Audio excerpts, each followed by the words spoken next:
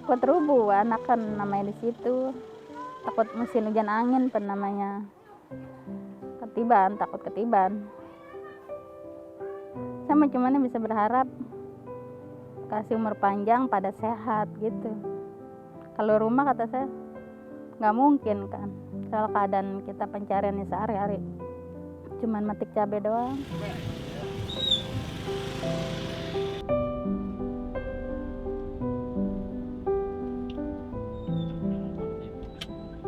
Emang keadaannya kita gak keluarga susah, ya saya gak pengen sih sebagai anak kan untuk memperbaiki. Cuman kan namanya keadaan saya gak susah, saya gak ibaratnya kan gak usaha gitu. Nah, anak saya kan masih kecil-kecil. Rumah adalah memang kekhawatiran terbesar buat keluarga, apalagi punya anak, ya kan. Udah pasti kan dia merindukan rumah yang layak buat anak-anaknya. Tetapi secara finansial kan ketidakmampuan dia juga sama. Ibaratnya dia ingin memeluk gunung tapi tangan tak sampai gitu. Jadi butuh orang untuk membantu dia. Bismillahirrahmanirrahim. Dorong, ayo dorong. Iya.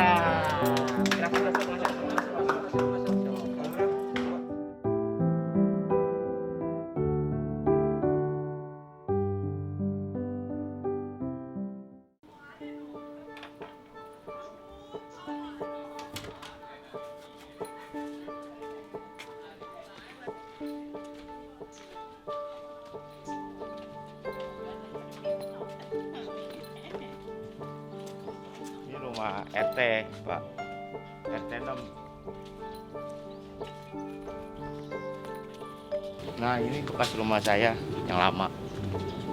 Posisinya begini, Pak. Ini tadinya depannya sono. Ya, ini belakang pagar. Ini dibangun tahun berapa Pak rumah yang lama ini? Kalau ini tahun berapa ya? 90-an kayaknya. Lagi pertama yang bukan mama saja, tapi mama saya beli sama orang gitu. Tetangga juga, dia dijual. Sesudah itu kan mama saya kan sakit. Jadi makanya kenal sama Pak Acun itu, mama saya ada yang ngebawa Pak Acun kemari, dilihat, dibawa ke rumah sakit. Habis renovasi rumah ini gak, mama saya habis dioperasi. Nah itu renovasi itu asbes sama bikinin kamar mandi gitu. Tadinya kamar mandinya nggak ada. Tadinya sama Pak Acun kan mau dirapiin, jadi mama pengennya di sono. Ya berhubung udah itu kan namanya kemauan orang tua ya, kita nggak bisa larang ya. Yaudah, cuman kata Pak Acun boleh ngebangun di sono, yang penting tanah milik. Cuman prinsipnya ini dibongkar. Sebenarnya ini tanah pangeran, Pak, tanah pemerintah ya, pengairan. Jadi ini nggak ada suratnya. Jadi ibaratnya ini disebutnya udah penduduk Cibeng semua, Cina Benteng gitu. Dulu yang tinggal di rumah lama mama saya sama papa saya, sama anak saya satu, sama adik saya satu, berempat. Kalau saya di luar gitu. Adik saya juga masih kecil, anak saya juga masih kecil. Ya mama saya kan sakit-sakitan, saya juga nggak usaha, nggak kerja. Ya usaha aja kan kudu pakai modal. Kerja ya habis mau kerja di mana, belum ada panggilan kerja, paling ya saya kerja serabut-serabutan aja. Ya cuman saya sih jujur, Pak, semenjak itu kan lagi orang tua saya sakit kan, saya kan nggak pernah ada di rumah.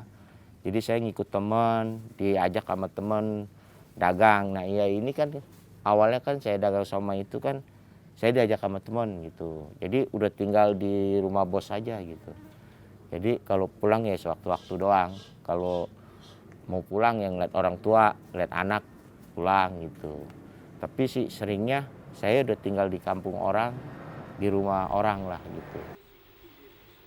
Kan mama saya sakit jantung, terus dioperasi. Habis dioperasi, Ko Acun ngeliat keadaan rumah saya, kondisinya, akhirnya direnovasi sama Ko Acun. Ya sebenarnya sih ada, cuman kan dananya, Pak. Iya, semua kan emang benar pengen memperbaiki dari pihak keluarga saya. Cuman kan kalau dananya nggak ada, ya ini kan kita kan udah bersyukur dibantu sama Ko Acun. Perobatan mama saya, rumah dibedah sama Ko Acun. di pihak Yayasan Kuacun. Iya, saya hanya untuk selamatkan keluarga saya aja. Apalagi utamakan mama saya aja gitu.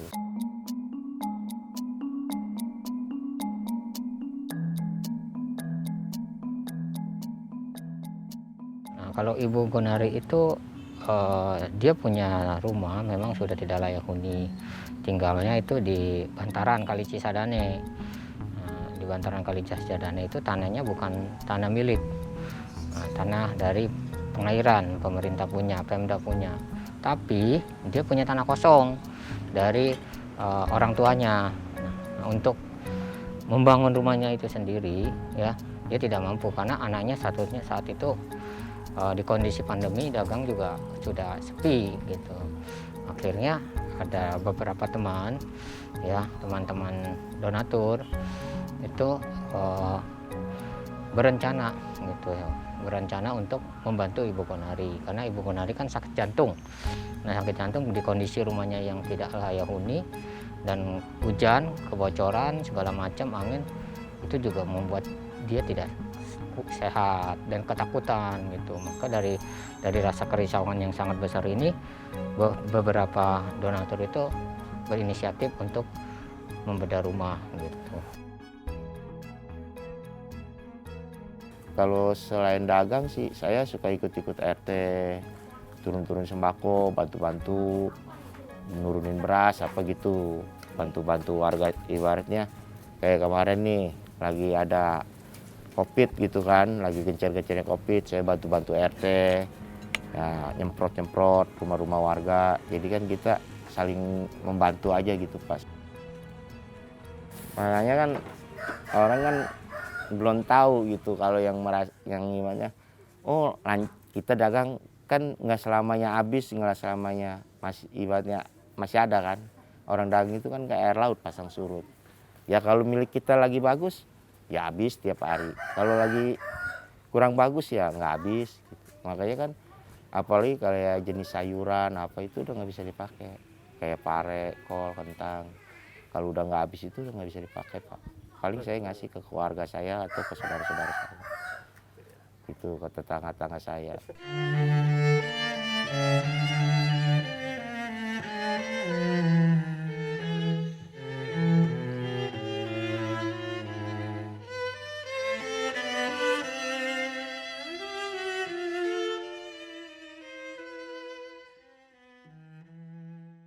Lagi itu saya ngebangun rumah yang sebelum dibedah, sisa bambunya bekas rumah mertua, di atas tanah bagian mertua. Terus saya nabung cuma dapat 900.000. Kalau dapat duit saya nabung 5.000, kadang 10.000.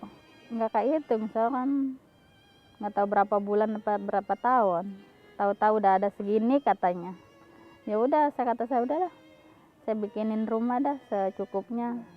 Yang penting bisa layak buat anak-anak. Nyatanya belum lama ini lagi rusak lagi karena bambu bekas kali.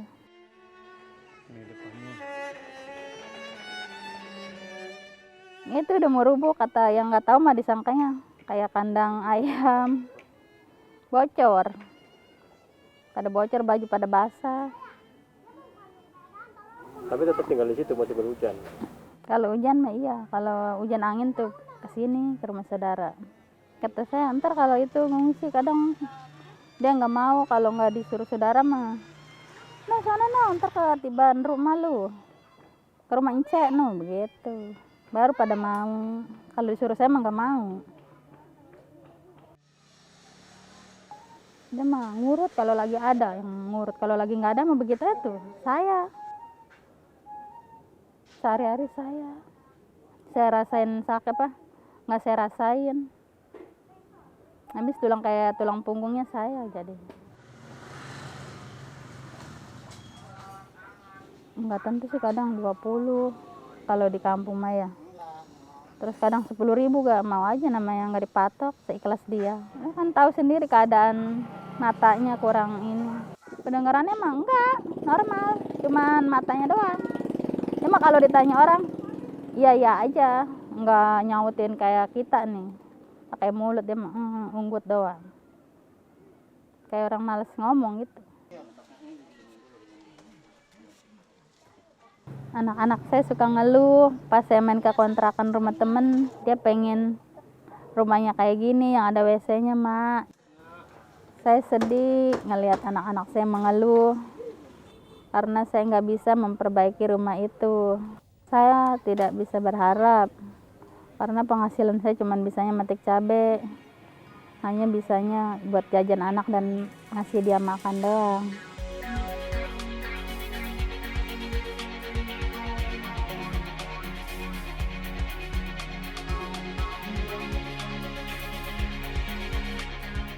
Dan kakinya, ya kadang siang-siang mana panas, tapi kadang kalau kita ngeluh, lah jangan ngeluh kata saya demi anak. Kata. Udah panas mau hujan, jalanin terus. Pernah kehujanan malam-malam nggak? Sampai pada keluncur.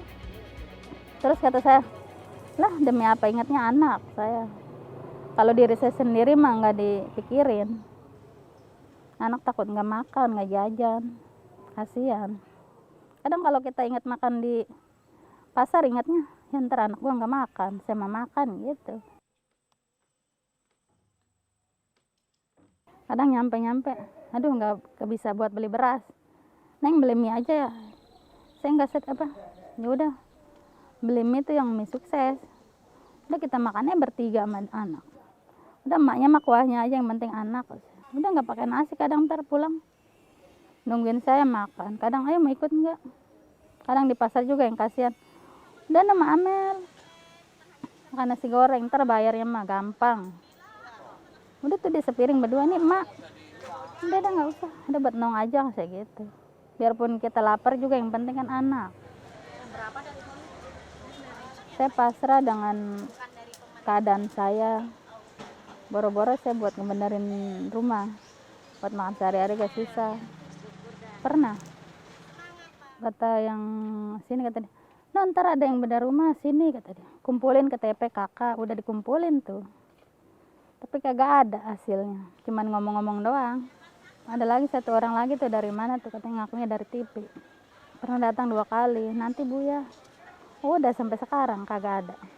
Kecewa, makanya udahlah udah nggak percaya lagi gitu. Ini saya berada di desa Pakuaji, Gaga ya, rumah Pak Mister. Pak Mister ini berprofesi sebagai tukang urut dan matanya sudah tidak melihat sejak umur 2 tahun. Nah, ini kondisi dalam rumahnya. Kondisi dalam rumahnya. Ini istrinya Pak Mister. Ini tidur di sini dan masak pun di sini. Mempunyai 2 orang anak.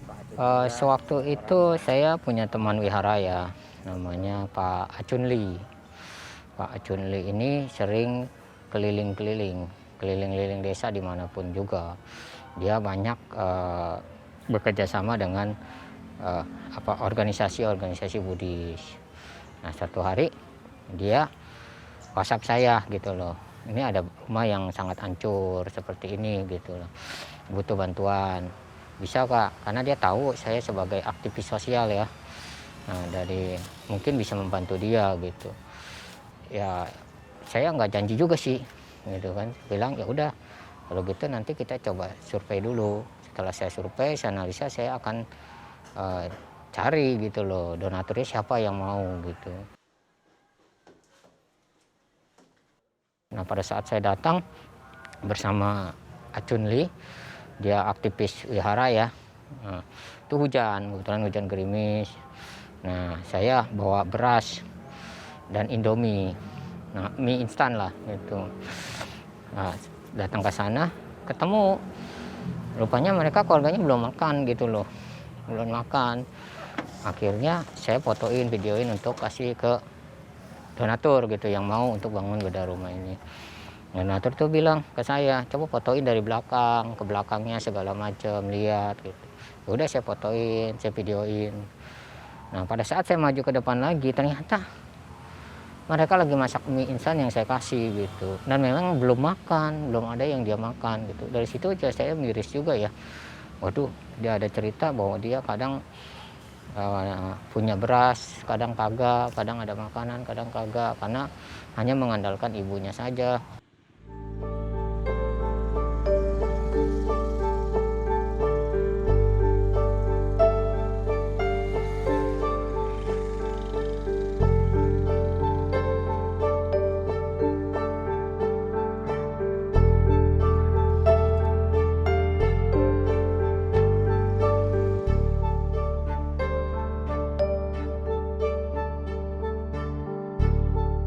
Memang banyak masih desa-desa yang banyak rumah yang masih belum layak huni.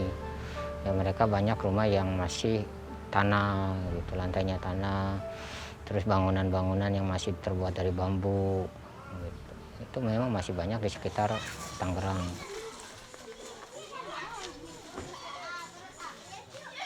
Selama ini kan kita melihat juga sih, survei juga, lihat kondisinya dari orang yang akan kita bedah rumahnya ya. Setelah disurvei, nah kita analisa kebutuhan bedah rumah dia seperti apa. Kalau contohnya ya Pak Mingsar ini, kita lihat anaknya masih kecil, terus dia ayahnya juga tunanetra, ya kan. Ibunya hanya berpenghasilan sebagai pemetes cabai di pasar Cikokol. Nah udah pasti kan taraf hidupnya memang udah berat sekali. Nah ibunya juga udah menyerah ya, keluarga Pak Mingsar dan Mama Mingsar itu menyerah kalau untuk membangun sebuah rumah. Ini juga satu, psikologi anaknya juga ikut masuk gitu. Nah, anaknya menjadi tidak percaya diri, terus minder. Nah, dengan adanya kita bantu dia membedah rumah, tujuannya anaknya sendiri tidak minder dan dia percaya dirinya kuat gitu. Itu yang tujuan utama kita, mental anaknya gitu. Iya, ini kan rumahnya sudah jadi, Bu. Iya, Gimana perasaannya? senang alhamdulillah. Iya, Saya banyak-banyak makasih nih udah dibantu. iya. Saya juga terima kasih sudah diberi kesempatan untuk bisa bedah rumah di sini Iya. sama Pak Hok Chun. Mm-mm. Gimana setelah ini? Mau jualan biar anak bisa sekolah lagi. Mantap nih. Mm-mm. Mau jualan? Sudah punya modalnya belum? Belum. Belum. Mm-mm. Mau dimodalin juga? Mau kalau ada. Mau. Oke, nanti kita coba bantu sedikit untuk modal. Iya. Karena jangan kita hanya berikan rumah, tetapi dianya sendiri akhirnya tidak ada semangat untuk memperbaiki taraf hidupnya. Bagaimana cara memperbaiki taraf hidupnya? Ya kita lihat kemampuan dia di mana gitu. Kayak sebenarnya Pak Mingsar ini, dia kemampuannya hanya mengurut. Dia mengurut sekitar tetangganya. Nah kalau ibunya ini yang lebih aktif, karena tidak ada kekurangan. Kalau Pak Mingsar kan tunanetra suaminya, tapi kalau ibunya ini bekerja di pasar pemotek cabai. Nah di situ kan dia punya aset untuk beli berdagangan di pasar, dijual lagi ke rumahnya. Tapi butuh modal. Nah bagaimana supaya kemandirian dia ini nggak tergantung orang lain? Ya kita pertama ya modal usaha kecilnya, modalkan, dan dia bisa kelola. Nah dari hasil keuntungan ini ya untuk memperbaiki taraf kehidupan dia.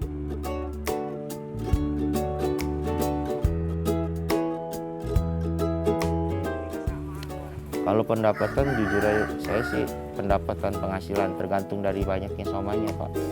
Kalau somainya misalnya banyaknya 200 biji gitu kan saya jual kan 2.000 perak satu.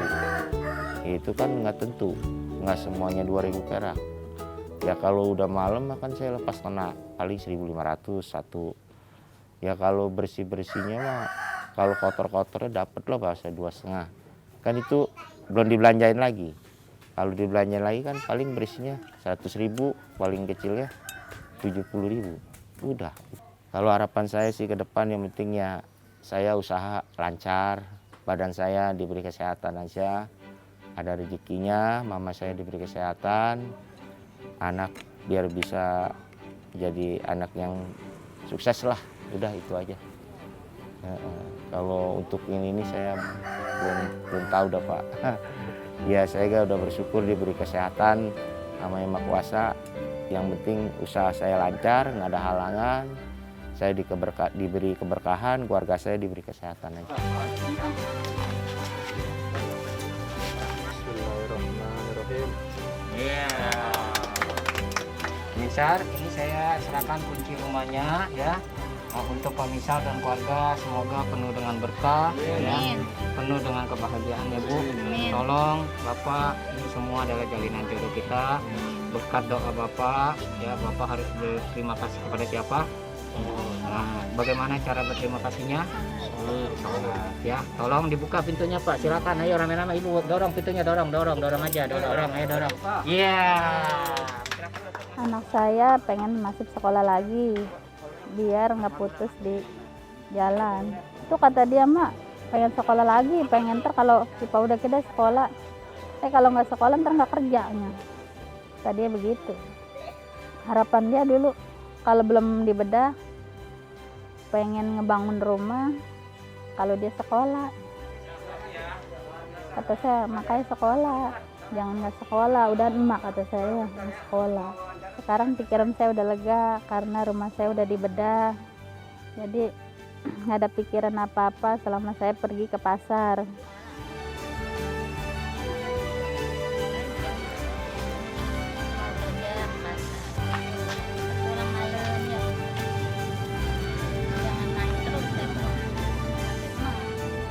Kalau harapan saya kepada ya, mereka yang dibedah rumahnya, kayak misalnya Pak Misal, dia bisa lebih mengenal lebih dekat kepada agamanya. Nah, dia juga harus lebih rajin berdoa. Sedangkan ibunya saya lihat udah penuh semangat kerjanya tinggi. Nah, di sini juga harapan saya dia bisa membantu orang lain lagi. Setidaknya yang Seci dibilang, yang Seci katakan dalam Seci itu kan dana kecil amal besar dengan celengan bambu.